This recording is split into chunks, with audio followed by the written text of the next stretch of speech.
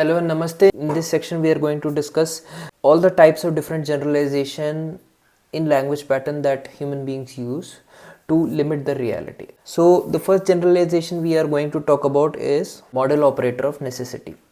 Here we communicate in such a way that we generalize a certain state in life, a certain state of mind, as something that we have to do at any cost. Okay, so in a way we limit our own reality.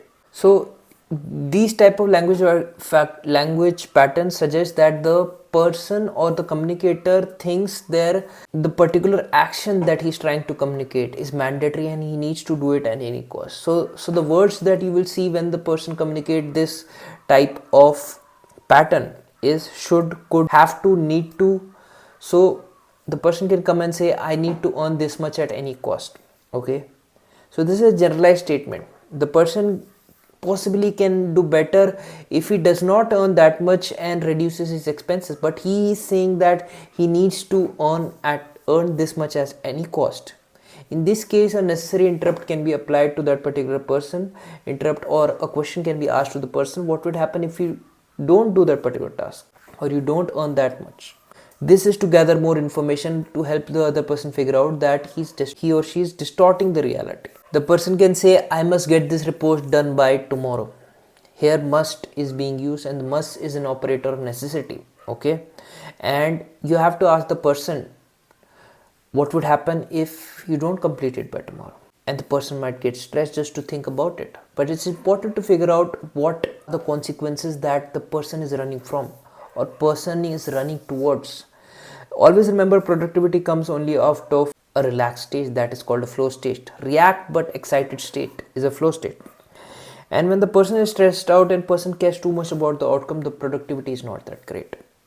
So in this particular case, it's important to figure out why exactly the person needs to do that particular task at any cost by tomorrow. The person can say, you must always be on time. Here again, must. There is an operant of necessity. You can ask here, why should I always be on time? Is there any specific reason to be on time all the time? Just to gather more information. In your day-to-day life, you can apply the same thing to yourself as well. A thought might come into your head that I should get up early. I need to get up early. You can ask yourself with a question, what would happen if I don't get up early? The answer might come that if I don't get up early, possibly I won't be able to prepare my breakfast or lunch, or I may not be able to work out. So in this particular scenario, you can make changes to accommodate workout or accommodate your lunch and breakfast in such a way that maybe you don't have to get up, but you are still able to do those particular things. It's all about the reason you're trying to find. Or you can do the similar thing. You can remind yourself, I am planning to get up early because I want to work out. In this case, there are more chances of getting up and working out. These are basically the tools that help you figure out your life and help you figure out how your language is shaping your life. If you change the language, you can shape your life. Okay, that's the beautiful thing about language therapy. So that was basically model operator of necessity, where the person communicates in such a way that he assumes a certain thing is necessary and unavoidable. Okay, and he must do it at any cost.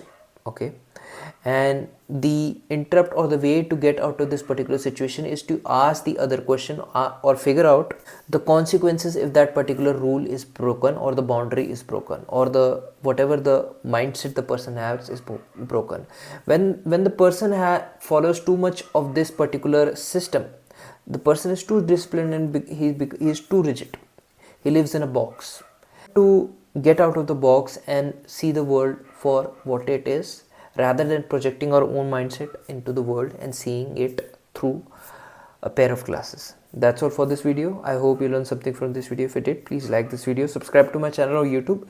It's Yoga Mind Mastery and We're Confidence on YouTube.